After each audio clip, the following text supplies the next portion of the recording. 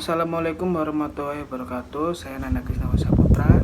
Nah, di sini saya akan menerangkan dari perancangan sistem manajemen kinerja. Nah, sebelum kita mengaji proses perancangan sistem manajemen kinerja, kita pahami dulu dari 10 kesalahan-kesalahan yang dilakukan oleh proses perancangan sistem manajemen kinerja. Yang pertama, menelusuri keluaran yang didapat dikendalikan.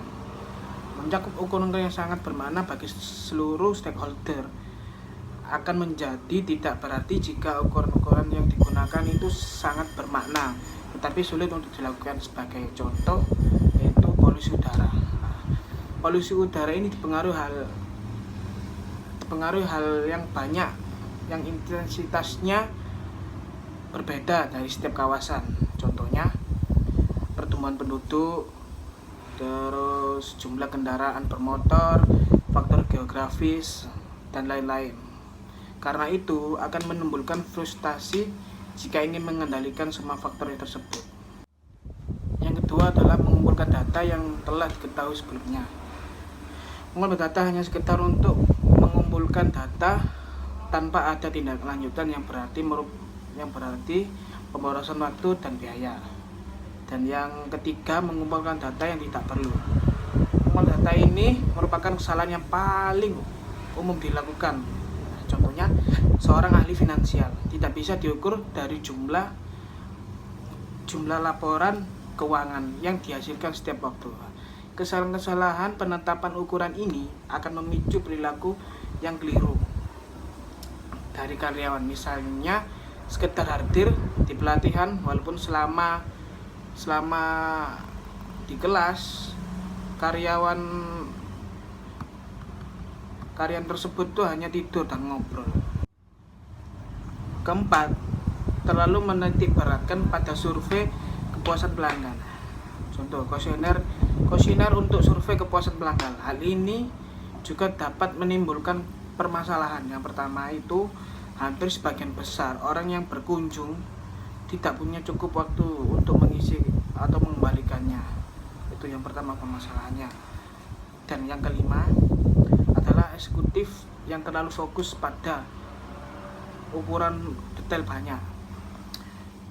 Hal ini menjadi tanggung jawab staf di level yang lebih rendah, sehingga eksekutif merupakan tugas-tugas strategik yang justru merupakan tanggung jawabnya. Karena itu, berkaitan dengan kinerja kepuasan perusahaan seperti laporan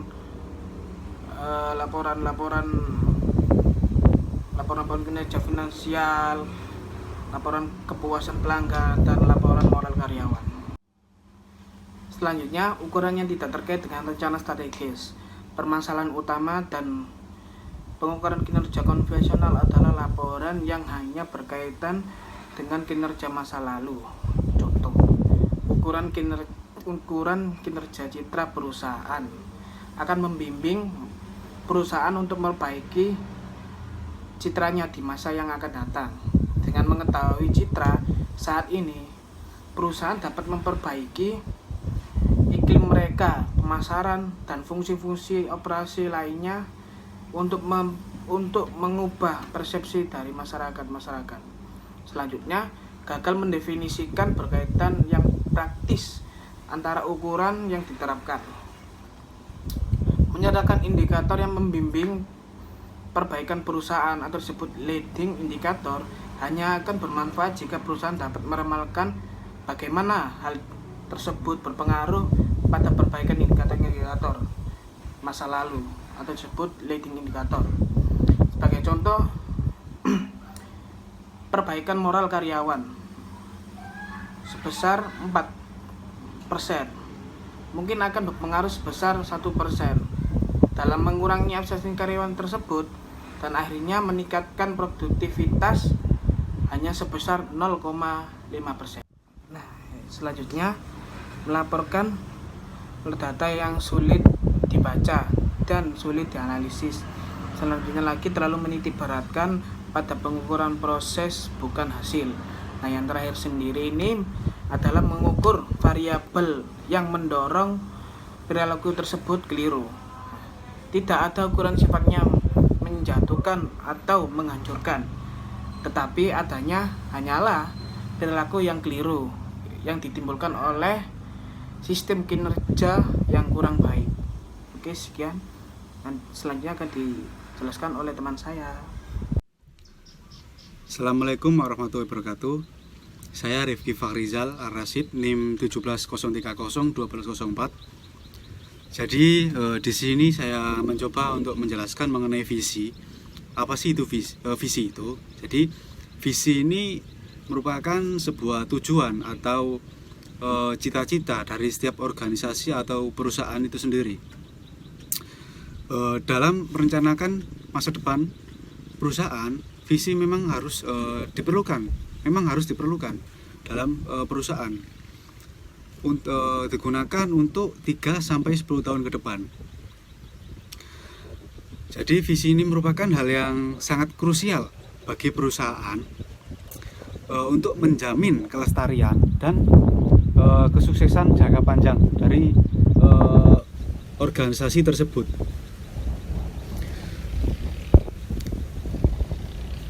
Organisasi atau perusahaan membutuhkan sebuah visi yang digunakan untuk sebagai penyatuan tujuan, arah, dan sasaran perusahaan.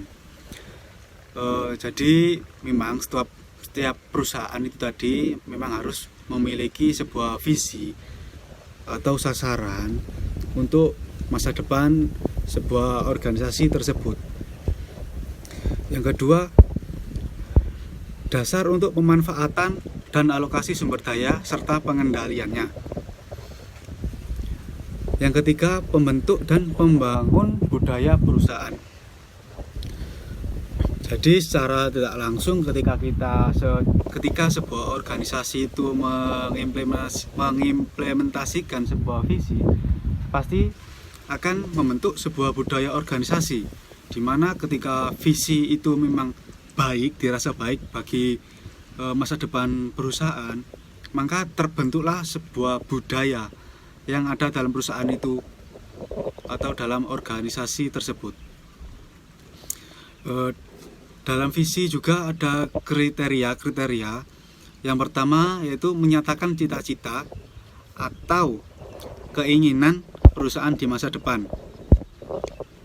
Yang kedua, visi harus singkat, jelas, fokus, dan merupakan standard of excellence. Yang ketiga, visi harus realistis dan sesuai dengan kompetensi organisasi.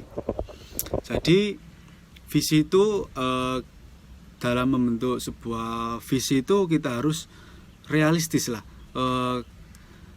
atau sesuai dengan realita yang ada dalam sebuah organisasi itu, dan sesuai dengan kompetensi organisasi atau kemampuan yang ada dalam organisasi itu.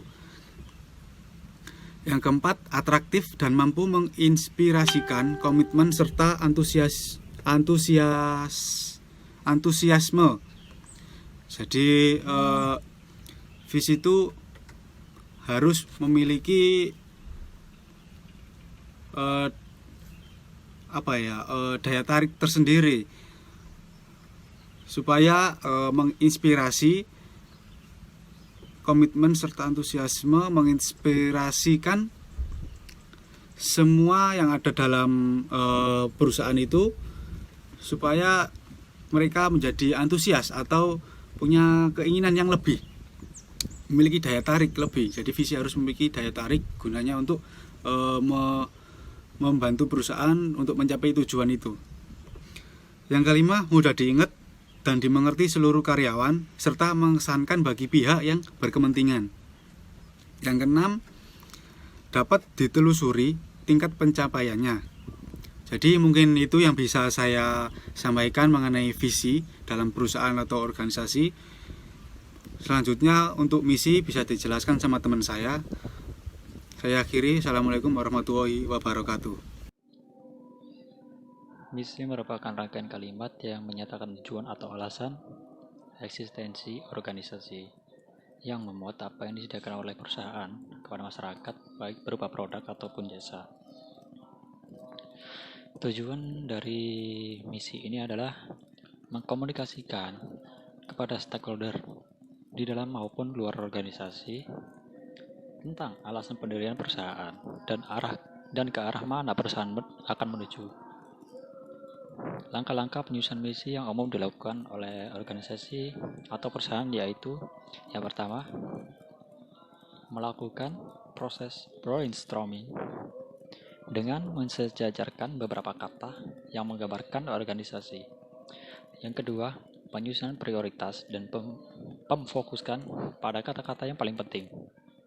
Yang ketiga, mengombinasikan kata-kata yang telah dipilih menjadi kalimat atau paragraf yang menggambarkan misi perusahaan. Dan yang terakhir, mengedit kata-kata sampai terdengar benar atau sampai setiap orang kelelahan untuk adu argumentasi berkaitan dengan kata atau frase favorit mereka. Untuk menjamin bahwa misi yang telah dicanangkan merupakan sebuah misi yang bagus, misi tersebut harus 1. Mencakup luas untuk dapat diterapkan selama beberapa tahun sejak saat diterapkan. Yang kedua, cukup spesifik untuk mengkomunikasikan arah. Yang ketiga, fokus pada kompetensi atau kemampuan yang dimiliki oleh perusahaan. Yang keempat, bebas dari jargon dan kata-kata yang tidak bermakna. Perbedaan misi dengan tujuan, yaitu bahwa tujuan menyatakan secara jelas apa yang akan dicapai dan kapan hal tersebut akan dicapai, dan seringkali dapat dikuantifikasi. Maksud dari penentuan tujuan perusahaan yakni 1. Untuk memfokuskan tujuan manajemen dalam hasil yang spesifik. Yang kedua, sebagai sarana untuk menilai apakah tujuan telah dicapai setelah program-program dilaksanakan. Dalam perancangan sistem manajemen kinerja, setelah visi dan misi ada juga yang namanya strategi. Di sini saya akan membahas strategi perusahaan merupakan pola atau rencana yang mengintegrasikan tujuan utama atau kebijakan perusahaan dengan rangkaian tindakan dalam sebuah pernyataan yang saling mengikat. Strategi perusahaan biasanya berkaitan dengan prinsip-prinsip secara umum untuk mencapai misi yang direncanakan perusahaan, serta bagaimana perusahaan memilih jalur yang spesifik untuk mencapai misi tersebut. NINS 2000. Pentingnya perusahaan memiliki strategi. Di sini ada 6 poin. Poin pertama, strategi perusahaan melibatkan semua pihak dalam organisasi yang mencakup seluruh area dan fungsi bisnis. Artinya, semua pihak yang ada di perusahaan itu ikut campur guna untuk mencapai tujuan yang direncanakan di awal oleh perusahaan. Yang poin kedua yaitu strategi perusahaan berkonsentrasi pada kelangsungan hidup bisnis perusahaan sebagai tujuan minimal dan pada menciptakan nilai tambah sebagai tujuan maksimal. Poin ketiga, strategi perusahaan meliputi seluruh jangkauan dan kedalaman aktivitas organisasi. Poin keempat, strategi perusahaan mengarahkan perubahan dan mencakup hubungan antara perusahaan dan lingkungannya. 5. Strategi perusahaan merupakan pusat bagi pengembangan keunggulan kompetitif perusahaan yang berkelanjutan. Poin ke-6, pengembangan strategi perusahaan merupakan hal yang sangat krusial. Selanjutnya, 4 elemen kunci yang sebaiknya terkandung dalam pernyataan strategi agar dapat unggul dibandingkan dengan kompetitor. 1. Berkesinambungan. Keputusan-keputusan dalam perusahaan dapat dijaga atau dipelihara sehingga hidup perusahaan akan langgeng. 2. Mengembangkan proses untuk menyampaikan strategi. Bagaimana mengembangkan organisasi atau memberikan kesempatan pada organisasi untuk berkembang demi mencapai tujuan yang telah ditetapkan. 3. Menawarkan keunggulan kompetitif. Menawarkan keunggulan kompetitif yang berkesinambungan melebihi pesaing yang ada saat ini maupun yang berpotensi menjadi pesaing. 4. mengeksploitasi keterkaitan antara organisasi atau perusahaan dan lingkungannya. Strategi harus mengeksploitasi berbagai keterkaitan yang ada antara organisasi dengan lingkungannya, termasuk pemasok, pelanggan, kompetitor, dan pemerintah. Assalamualaikum warahmatullahi wabarakatuh. Nama saya Zidan Fai. Di sini saya akan melanjutkan presentasi dari Fahrudin Yusuf, yaitu terdapat 3 jenis tes untuk menilai apakah strategi sebuah organisasi bagus atau tidak dari aspek penerapannya. Yang pertama itu ada uji nilai tambah, yang kedua ada uji konsistensi, dan yang ketiga ada uji keunggulan kompetitif. Uji nilai tambah di sini itu berupa penambahan keuntungan, peningkatan pangsa pasar, peningkatan kemampuan inovasi, dan peningkatan kepuasan pegawai. Untuk uji konsistensi, strategi yang bagus akan mendorong perusahaan untuk konsisten terhadap kondisi dan keadaan yang melingkupi bisnis pada waktu tertentu. Jadi, uji konsistensi ini seberapa konsistensi sebuah perusahaan menerapkan strateginya. Nah, ini bisa diuji melalui uji konsistensi. Yang ketiga itu uji keunggulan kompetitif. Jadi, sebagian besar organisasi memiliki keuntungan kompetitif yang berkesinambungan dan dapat diuji dari keunggulan kompetitif mereka. Selanjutnya, perancangan sistem manajemen kinerja. Strategi yang dibangun pada sebuah aktivitas bersama akan dapat bertahan lebih lama daripada strategi yang dibangun pada sebuah aktivitas individu. Jadi, jika ingin bertahan lebih lama, maka seharusnya strategi itu dilakukan secara bersama-sama dan tidak secara individual. Menurut Wibisono, langkah perancangan manajemen kinerja terdiri dari 4 tahap.